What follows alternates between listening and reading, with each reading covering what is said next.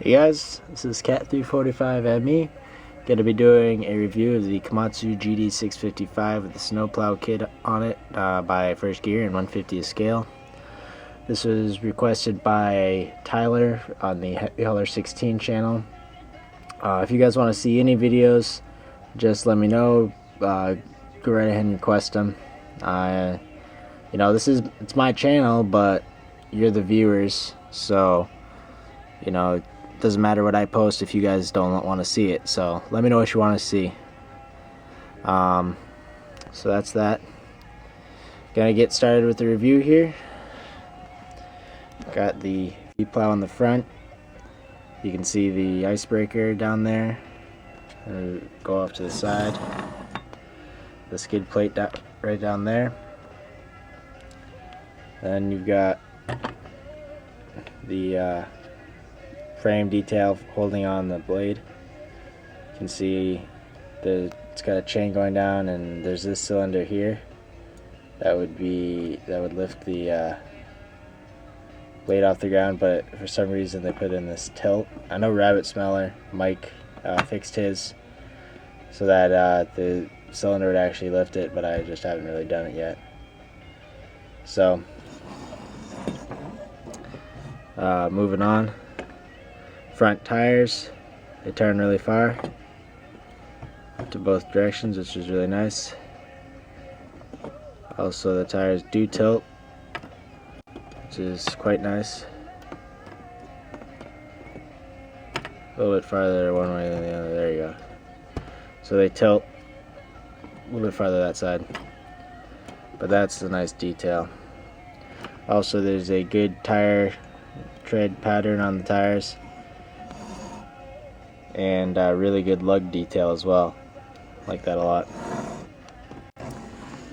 So there's your Komatsu logo, all the hydraulics under there. Also, the V-plow is removable.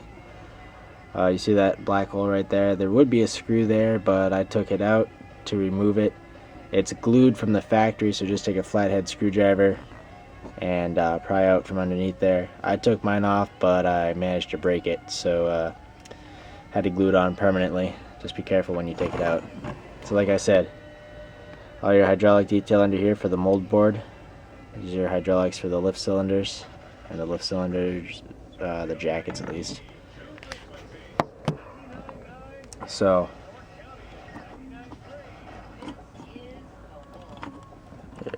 let's get this up. That's the blade's maximum height right there. It's a little loose. So there's the maximum height. Maximum depth is a little lower than the machine, which is, normal.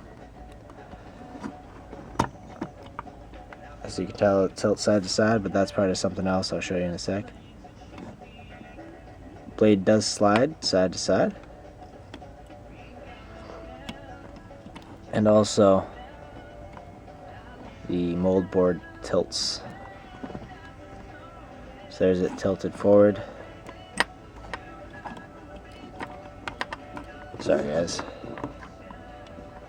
It also tilts back. So once again, just so you can see it, tilted forward, tilted back. Another cool feature this has is for, say, doing side grades. Goes up on that side, but obviously not very far. Goes up a little bit better on this side.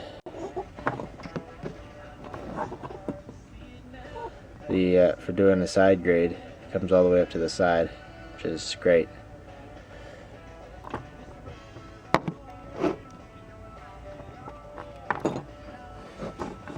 Does rotate the blade will rotate 360, except it hits the mount for the wing. So a little bit of a bummer, but I'm not too worried about it. So moving on, all your hydraulics going down into the underneath the cab. Just step. This is the shot of the interior. You got your windshield wipers down there.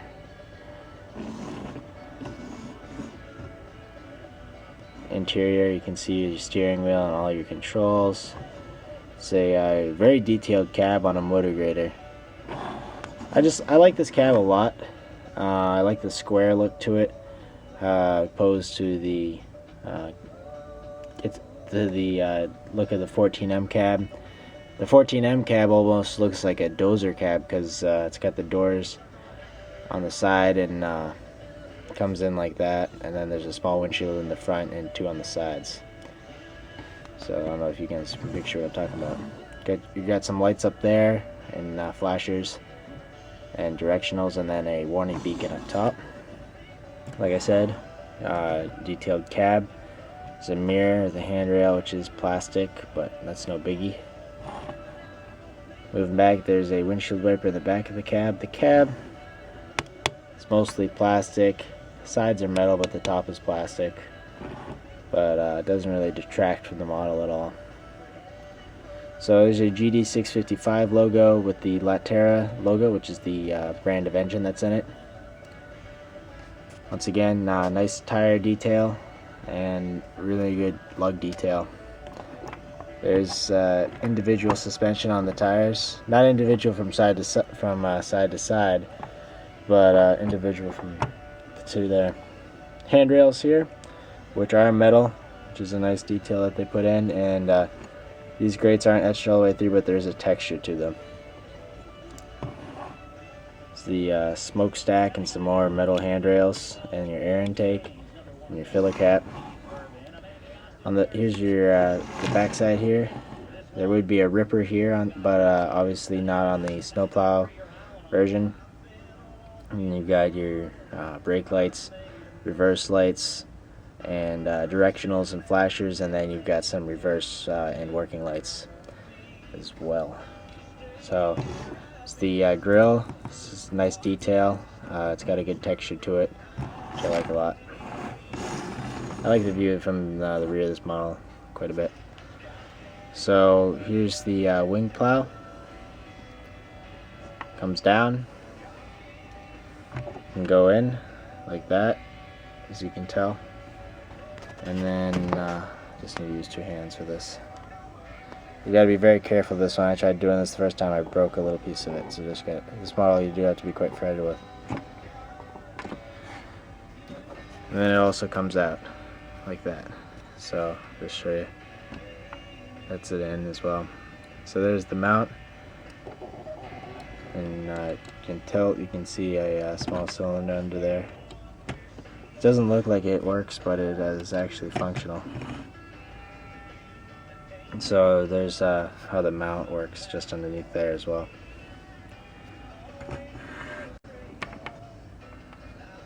So there's kind of a shot of the GD655 and as if it was plowing. You'd have this V-plow deflecting snow, and then the grader blade picking it up, and wing plow pushing it off to the side. Overall, it's a really nice model. As I do in all of my reviews, I'll show that it does fit on a 150 scale trailer, so just give me a sec.